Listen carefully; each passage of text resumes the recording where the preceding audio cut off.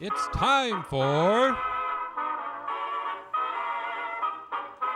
the Northwoods Cooking Show.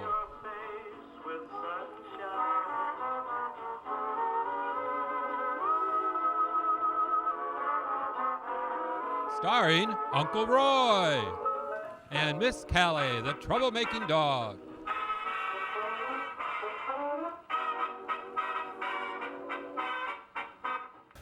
Hello and welcome to the Northwoods Cooking Show. I'm your host, Uncle Roy, and my lovely assistant, Miss Callie Ellis. You ain't nothing but a... Oh, Callie Ellis, the treats. Oh, Callie Ellis, come here. Oh, got treats. Come here. Hurry up. In positions. Oh, big lips, big lips. Cheesy tweet biscuits. Yeah, say hello to everybody. Hello, hello, hello. Oh, hide back over here. Oh. She's down taking a nap. We're out grocery shopping, so when she rides around the car, that's big excitement. So when we get home, she got to take naps. She's all tuckered out. Yeah. Plus, there was snowing out today, too. We got about 3 inches of snow, and she was helping me shovel the snow. I shovel and throw it up on the side there, on the banks of the snow. And then she lays on top of the banks, and as you throw the snow up there, she just jump up in the air and get it, try to grab it. Don't you? Oh, yeah, she all took it out from plans. That's what she is. Yeah.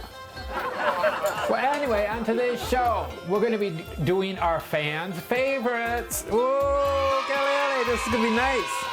Oh, she took off. She heard the stove. Anyway, when I had my open house, I had lovely people stopped in to say hello. And I've got a couple of recipes that I'm going to be doing for you from my fans. And this first one's going out to Sue. Hello, Sue. And this is her auntie's chicken casserole. And this is going to be fun to make. It sounds really good.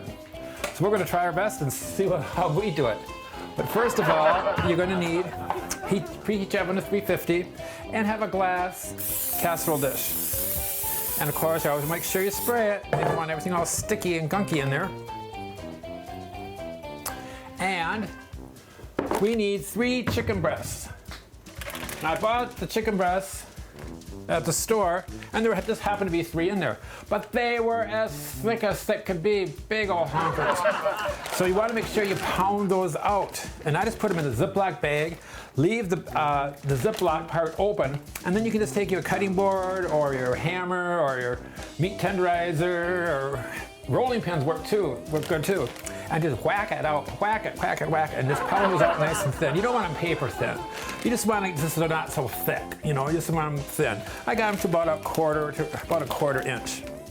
And these we're going to place in a pot of boiling water here in the frying pan. We're going to poach these is what we're doing. And we only need to poach them lightly. We don't need to cook them thoroughly.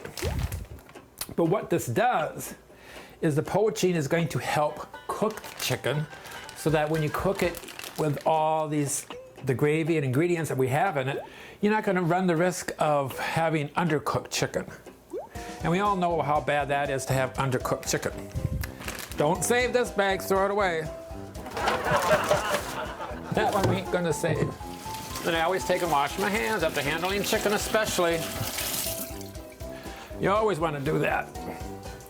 The chicken is so easy to spread salmonella on. It's just very, very, very easy and contagious. So you always have to make sure you wash thoroughly. And I even wash the chicken before I pound it out and wash my hands and everything. And then I even have a little hand sanitizer too. Just, you know, it's better safe than sorry. You don't want to get your family sick or yourself. So we're gonna let these poach for a little bit and then we'll be right back. Okay, our chicken is lightly poached here. And then we'll just take and lay these in the bottom of our casserole dish.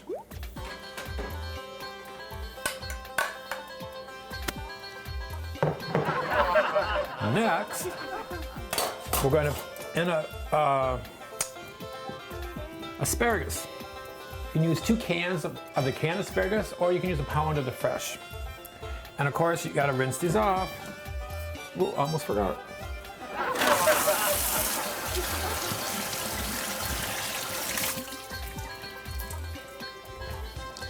And most of them, depending upon, some of them will come clean, but a lot of them don't. You'll see them in the grocery store staying up in water. And to clean them, all you do is break off the bottom. Where it breaks off, you don't have to break it any old place. Just bend it towards the end, and where it breaks off, that's the part you want to throw away. Now we'll just take and cut these up. Let's see. Oh, I got that going there, this going here. These are kind of long, so I'm thinking about a third. I'm gonna pieces.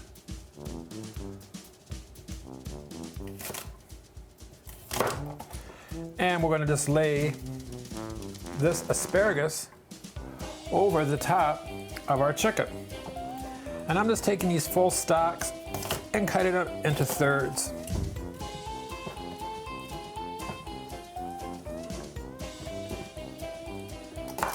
I love asparagus, especially fresh. Oh, yum. I know a lot of people don't care for it. You know, it's an acquired taste. I love it. I might even make some of, when it comes up, farmer's market and stuff now, I might even take and make a cream asparagus soup, homemade soup. Oh God, is that ever good? Yum. I gotta keep that one in mind. Then, in our container, you ready for this? Can of cream mushroom soup. I don't cook that much with the soup at all. You know that from all my recipes. Once in a great while I put it in, but this is Sue's favorite, so we're gonna try it. I'm sure it's gonna be wonderful. But it's just that I just remember that my dad used to holler at Mom all the time. What the heck, you need all that cream mushroom soup for? Why do you have to buy so much cream mushroom soup every month? Because they used to buy groceries only once a month, so she'd buy a whole case of cream mushroom soup. And she goes, well, you're cooking it. Well, you cook with it. It's a thickener. And a can of cream of chicken soup. We're really going to town here now. Cream of mushroom and cream of chicken. Recyclables. And then we also need, we've got a half cup of black olives sliced. And you need 1.5 to 2 cups of sliced mushrooms, which is like 1 container. Remember these, wash these out too. Recyclables. And we need a half cup of mayonnaise. That's one thing too, is when you're cooking, before you make something, check your ingredients. Make sure you have them around the house. Because I hate that when you cook and you go to reach for something and it's not there. Oh, that mayonnaise I bought, Hellman's. I remember paying $5 for a jar of mayonnaise. Can you stand it? Oh my Lord. So I got this at Aldi's for only $1.99. I just hope it tastes good.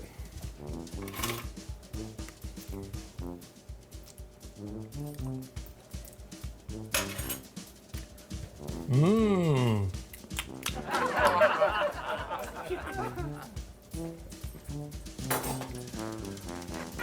Oh, sneaking around the corner, look at her. Coming up in the basement, here's the snack rolls. Oh, mooching. Mooching, that's what you're doing.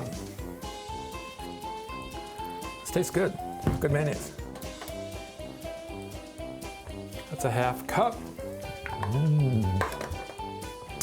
And then a can of sliced water chestnuts, and then you want to take and you want to sliver them. So you cut them into little thin julienne strips. And put that in here. And that's it. Now we'll take and stir this up. Kelly, you can look at the spoons. Yeah. Look at her, just bacons, just bacons. She's such a mooch. And this then just gets poured over the top of your chicken and vegetables.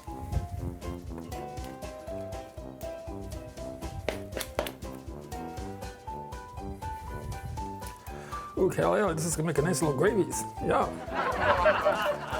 We could get some rice or taters to go with this. It'd be good on noodles, noodle-oodles. do whatever you want. Rice, noodles. On top of mashed potatoes? Who knows? Then we sprinkle some slivered almonds on top. And you can just put as little as much as you want. It's on your own preference. Crinkle, crinkle. And then this goes into the oven at 350 degrees for 45 minutes. And then we'll come back to see how our Auntie's chicken casserole is. Mmm.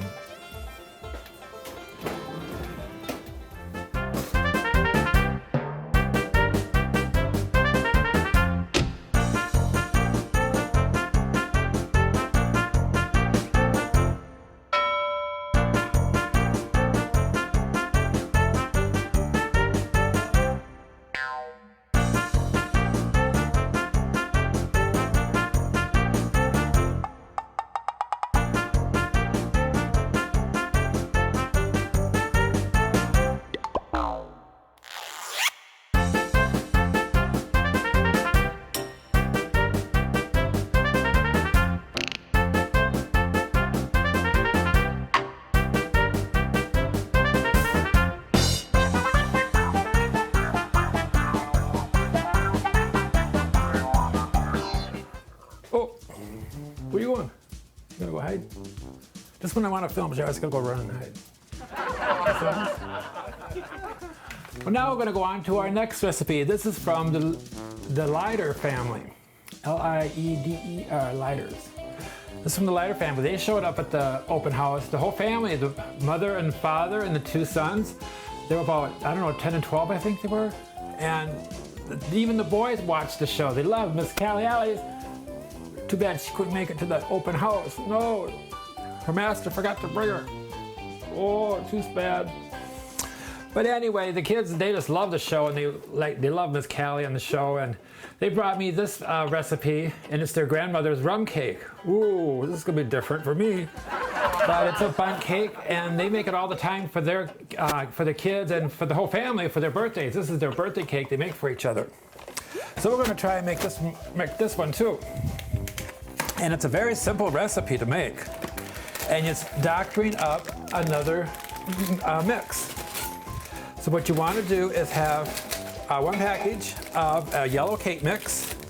And preferably you don't want one with the pudding because we're going to put pudding in it. So, you know, one of your cheapy dry mixes is just fine. And then of course we need to put in one package of instant pudding. Now, I happen to have sugar-free. That ain't gonna mean anything because the glaze is gonna have sugar in it, but it will make a difference as far as being lower in sugar. And it's not the sugar that really bothers me that much, which it does, because I'm diabetic, but it's the carbohydrates. I can have sugar-free cereal, or I could eat a hamburger, but it has the bun and French fries, potatoes, lots of carbs, so the bun, and I might chew them. My sugar levels will go sky high. So it's not necessarily sugar that you gotta watch out for, it's also your carbs. Carbs are very important. So, I can, moderation. I just can't sit there and eat a great big whole piece. So anyway, we have the mix and pudding mix and the cake mix. And then we're gonna need a half cup of rum. Oh. No wonder the kids like this. I found it kind of funny when we went to the liquor store. I said, I'm making a cake. I said, you don't sell a half a cup of rum, do you? I'll just take the smallest bottle you got. I never drank rum when I was drinking. I was a vodka. And a half cup of water.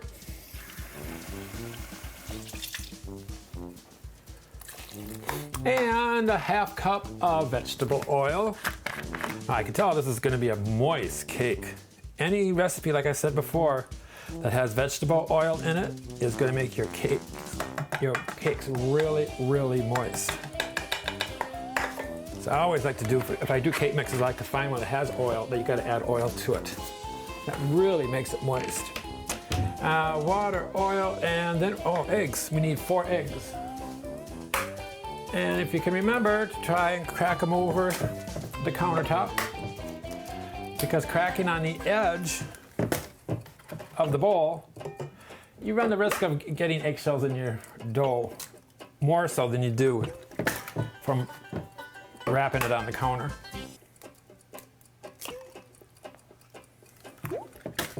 And then we'll just take and mix this up for 2.5 to 3 minutes.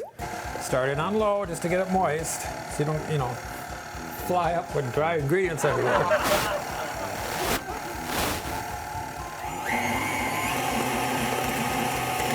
And while this is mixing,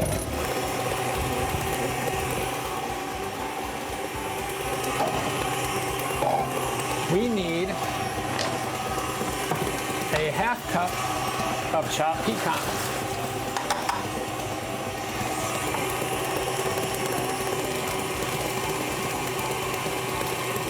Now I know some people got little nut choppers, and I even got a little baby food processor which chops up the nuts fantastic. It's great. But I just don't want to have to go all the way down to the basement and get it out of storage and, you know, bring it all the way back up and haul it around. An easy way is just putting it on your cutting board. And I can just chop it up with a knife. We don't need to have it minced. We just want them chopped up, rough chopped, because you want to have some larger chunks of nuts in your cake. You know, you don't want it all powder or granule. And now we'll take and spray the pan. Always make sure to do that. Even if it's Teflon, you still want to spray, because even the Teflon will stick. And another tip too, when you use these Bundt pans, if you get the Teflon coated ones, get a light coated one. If you have a dark coated one, you're going to have to turn your oven down another 25 degrees, because the dark absorbs heat and it'll burn the bottom of, or actually which is the top, it'll burn the bottom of the cake. I mean, on the bottom here, because all that dark Teflon absorbs heat and it burns your product quicker. So you have to turn your heat down to 325 if you're baking in with Teflon, dark Teflon. Okay, now that's all nice and fluffy. And we got our 1/2 cup of nuts. This goes in the bottom of the pan, which actually is the top of the cake. And just spread those around. Oh, Callie Alley here. Piece of Callie Alley here. Callie Alley here. Oh, here she goes. Mmm. I got a beater. Mmm, caker batters. Oh.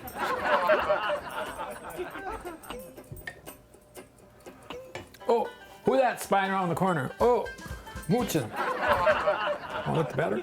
Lick the beater? Samples? Ooh, yum. Oh, oh, it can taste that rum. I forgot there's rum in there. Oh, lordy. Callie Alley, get drunk on the cake. And we just pour this into our pan.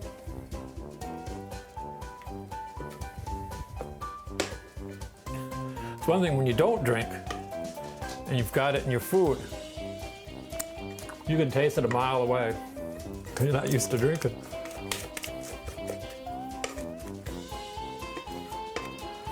Anyway, we just put this into our pan and we'll just spread this around. And this is going to go into a 350-degree oven for about 50 to 60 minutes. A little bit longer. Normal Bundt cakes take about 45. But because we added the extra ingredients to it, that thickens it up and it takes a little bit longer to cook. So while the chicken's cooking, with the cake will be baking too. And then we'll be right back when just everything's coming out of the oven. Okay, now we're going to be making the rum sauce for the cake. Oh, Callie Alley, don't be running away now and quiet. Oh. Quiet. She just hates it when I turn on the stove. So for the rum sauce, we need a 1/2 cup of butter,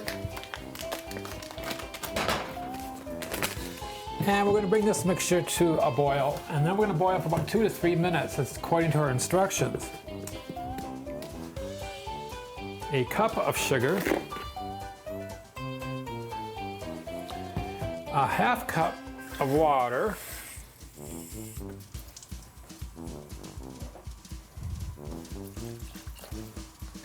and, well, that's a third.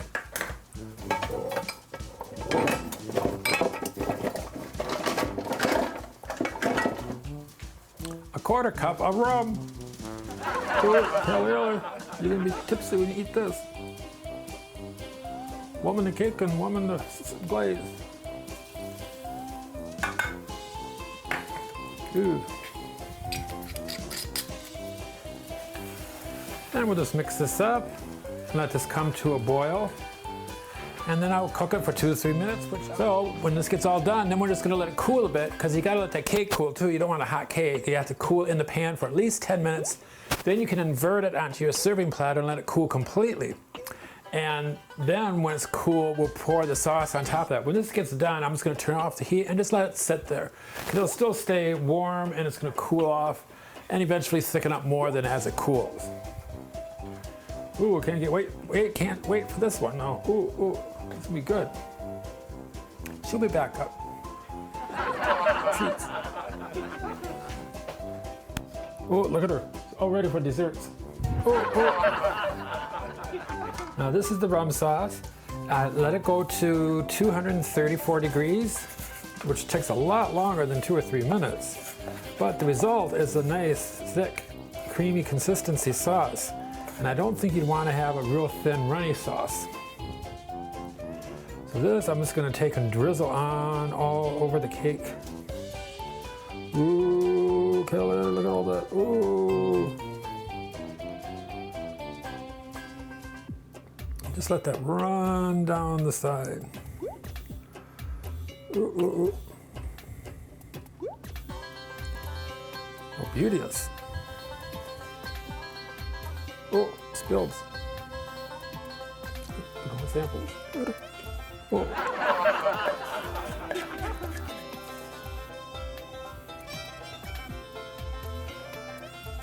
Get that towards the edge so it's dribbling down.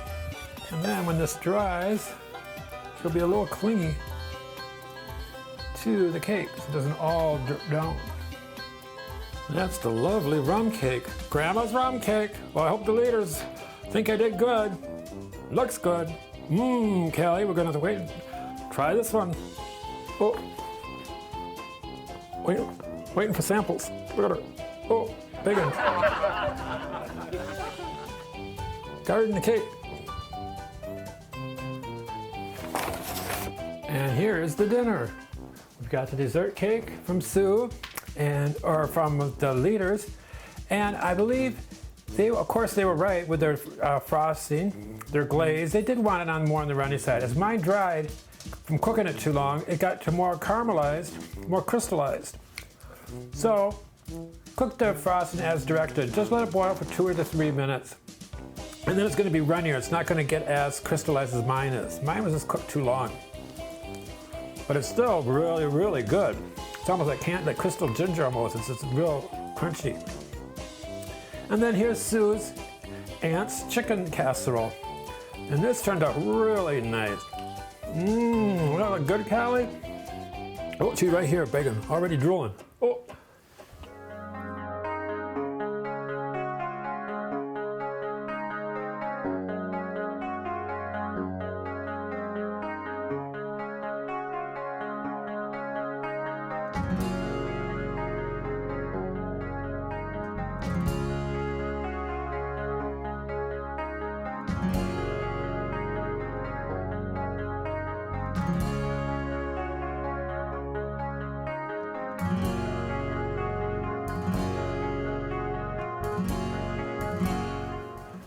Well, so we hope you enjoyed our fans' favorites.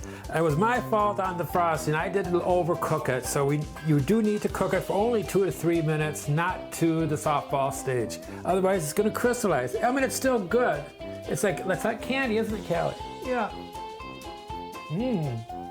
Really good. But they're right. You want it only 2 to 3 minutes, and it's going to be much more runnier, and that'll soak into your cake better because it's a glaze, not a frosting. And Sue's chicken casserole, Aunt's chicken casserole turned out really good. This is really tasty. Mmm. I think she wants a piece of the chicken. And I just love the vegetables and I love the asparagus. Oh, it's so good. Well, Miss Callie, did you have fun today? Yeah, she had fun riding around in the car. Yeah, great riding, don't you? I know you did. Let's see who wrote us this week, Callie. And if you have any questions for Callie or I, feel free to write us at the Northwoods Cooking Show at yahoo.com, and we'll get back to you as soon as we possibly can. And Callie gets a treat every time she answers the mail. Yeah.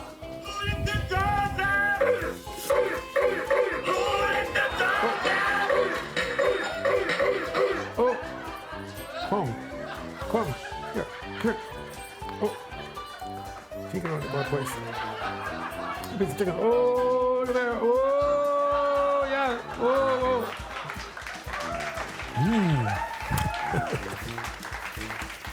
Dear Uncle Roy and Miss Callie, I'm having problems planting my bulbs where they don't grow correctly. I was wondering if there's any tips you can give me. Signed, Mary, Vasio, Minnesota.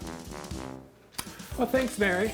Yeah, I was saying to my friend this morning, she called me and she had a whole bunch of bulbs and she wanted to know how deep she could plant them. And we found out that they were lily bulbs. And they were the offshoots of the mother plant, so there's tiny little things. But what you want to do is take the bulb and measure it out, whatever, the size of it, and go that size 3 times deeper. So it doesn't matter what size it is, just take that size of the bulb and just plant it 3 times that size deeper.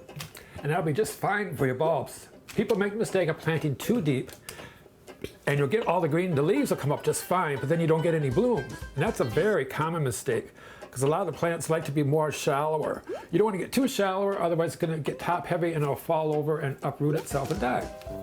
That should help you out there, Mary. Oh, look at Miss Kelly already in positions. Oh, simple too. She just drooling. So for Miss Kelly and myself, we want to say healthy eating. Oh, be safe. And spread the sunshine. Say goodbye, Kelly Ellie. Oh.